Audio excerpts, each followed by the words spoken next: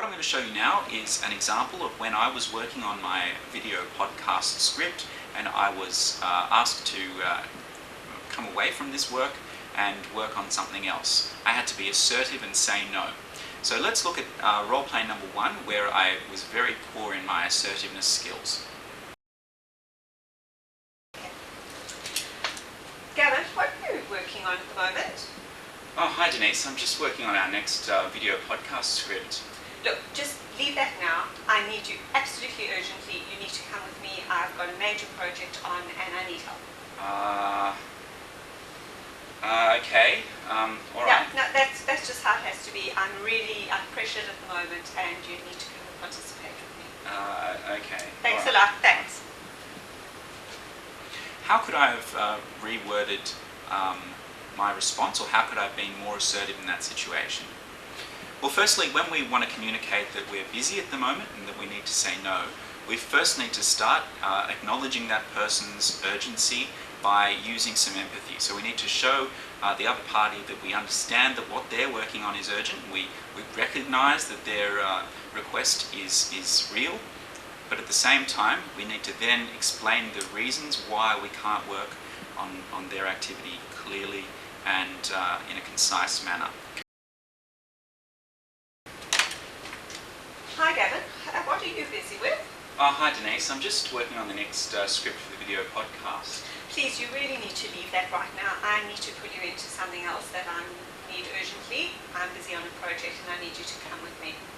Okay, look, it sounds like you're quite, you're in a rush to get this finished. It's really urgent. It's full on. Look, I can hear the urgency in your voice. The reason I need to just finish this today is that I have to get the script completed by 4:30 this afternoon so I can pass it off to our web guy. So would it be okay if I help you tomorrow morning at about 10? Okay, I'll need to think of another plan. Thanks. Okay, so you can see there I was a little bit more forthright, a little bit more assertive. Next up, we need to learn how to deal with interruptions. Now this is one thing that a lot of people find particularly difficult, especially given the open plan work environment that a lot of us work in. One thing that we can do is, if someone approaches our work pod, we can actually stand up and talk to them so that they'll know that we think that what they're talking about is urgent.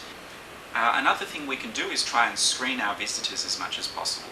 Now, of course, not everyone has a personal secretary or a personal assistant, but as much as possible, try and vet how many people have access to you. When someone actually does come for a visit, we can not only set a time for the meeting to start, but we can also set a time for the meeting to end. You can also develop a rescue plan with a colleague so that certain body language would initiate them to call you away to some important task or to give you a phone call. Another piece of advice is that you could agree with your colleagues on a quiet time.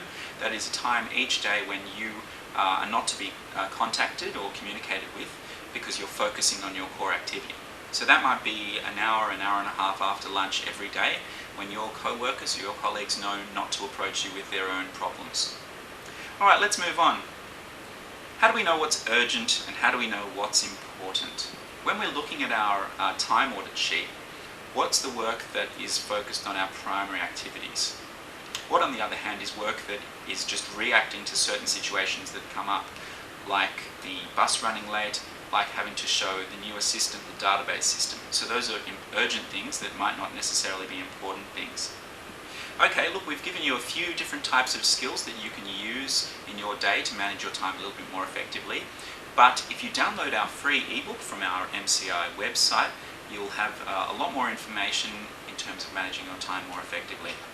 Looking forward to seeing you on another MCI video podcast soon.